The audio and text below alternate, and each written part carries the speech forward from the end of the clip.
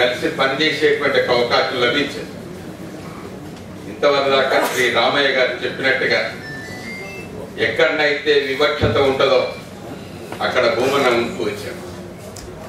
ఆ రోజుల్లో పంచాయతీరాజ్ ఉపాధ్యాయులు, ప్రభుత్వ ఉపాధ్యాయులు ఒకే పాఠశాలలో పనిచేసినప్పటికీ కూడా ప్రభుత్వ ఉపాధ్యాయులకు ఉండేటువంటి సౌకర్యాలు ప్రభుత్వ ఉపాధ్యాయులకు విస్తరించాలనేటువంటి ఒక పోరాటంలో అగ్రభాగాన నిలిచిన పోరాట యోధుడు శ్రీ భూమన్న గారు. ఆ రోజుల్లో ఎందుకంటే కన్యారం జిల్లాలో దూరపల్లి మండలంలో ఏ గ్రామంలో పుట్టినప్పటికీ కూడా విప్లవ భావజాలం కలిగినటువంటి ఒక మనసు ఉన్నటువంటి ఒక జిల్లా కాబట్టి అందుకొరకే మా భూమన్న కూడా పుట్టినప్పటి నుంచి ఆ భావజాలం కలిగినటువంటి ఒక వ్యక్తిత్వం కలిగినటువంటి మంచి యోధుడు భూమన్న గారు.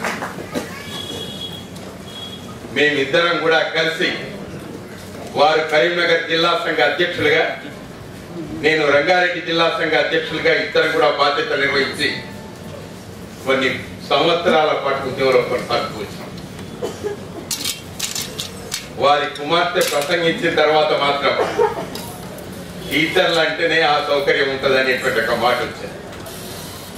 చూసిన స్పష్టంగా మా భూమన్న గారు వారి ముగ్గురు కూతురు ఉన్నప్పటికీ కూడా ఎన్నడూ కూడా ఇది చదవాలనేటువంటి నిర్దేశించినటువంటి వ్యక్తిగా వారి అభిరుచికి అనుగుణ్యంగా వారి దృక్పథానికి అనుగుణ్యంగా ఉండేటువంటి రీతిగా చదువుకోని స్వేచ్ఛ ఇచ్చినటువంటి మంచి మేధావి మా భూమన్న గారు. అందుకొరకే వారి కూతురు స్పష్టంగా ఇలా హైకోర్టులో అడ్వకేట్ గా బాధ్యత నిర్వహిస్తున్నా నా తండ్రికి జరిగినటువంటి అన్యాయం స్పష్టంగా పోలీస్ స్టేషన్ లో కేసు పెట్టినప్పటికీ కూడా ప్రభుత్వ పరంగా ఇంతవరకు ఎటువంటి చర్య జరగలేదు. ఇక దానికి ఇంతకన్నా వేరే నిదర్శనం అవసరం. ప్రభుత్వమే హత్య చేసింది అనడానికి ఇదే నిదర్శనం అని మనం చెప్పగదా. అందుకొరకే మనం అందరం కూడా ఇలా మా భూమన్న గారి గురించి నేర్చుకుంటే ఎంతనైనా తనివి తీరేటువంటి విషయం అయితే కాదు.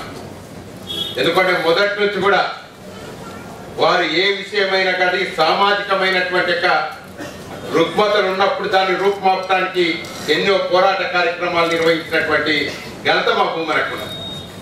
మేము మాత్రం కేవలం ఉపాధ్యాయుల సమస్యలకే పరిమితమైగా పనిచేస్తూ వచ్చాం.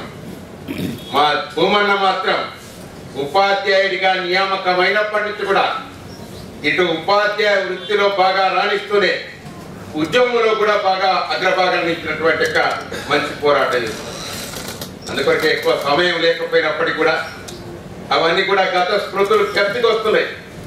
భూమన్న గారితో పనిచేసినటువంటి రోజులు వారు తెలంగాణ ఉద్యమంలో ఇక్కడ మాత్రం ఒకటి ప్రస్తావించక తప్పదు. తెలంగాణ కావాలనేటువంటి కాంక్ష, దానికి పోరాటం చేసినటువంటి నాయకత్వం అనాది నుంచి కూడా తుక్క రామయ్య గారు కానీ, ప్రొఫెసర్ జయశంకర్ గారు కానీ, మా భూమన్న కానీ ఇప్పటి వరకు కూడా పోరాటం చేస్తూ వచ్చారు. ఇవాళ తెలంగాణ ప్రజా ఫ్రంట్ కార్యక్రమాన్ని ఘనంగా నిర్వహించినటువంటి చరిత్ర మా భూమన్నకి. కాబట్టి ఆయన చివరి రక్తం కొట్టు వరకు కూడా తెలంగాణ కొరకే మొత్తం వారి జీవితాన్ని అంకితం చేసినటువంటి పోరాట యోధుడు మా భూమన్న గారికి. వారికి ఈ అవకాశం నివాళులు అర్పించేటువంటి అవకాశం ఇచ్చినటువంటి ప్రెసిడెంట్ కృతజ్ఞతలు చేస్తూ సెలవు.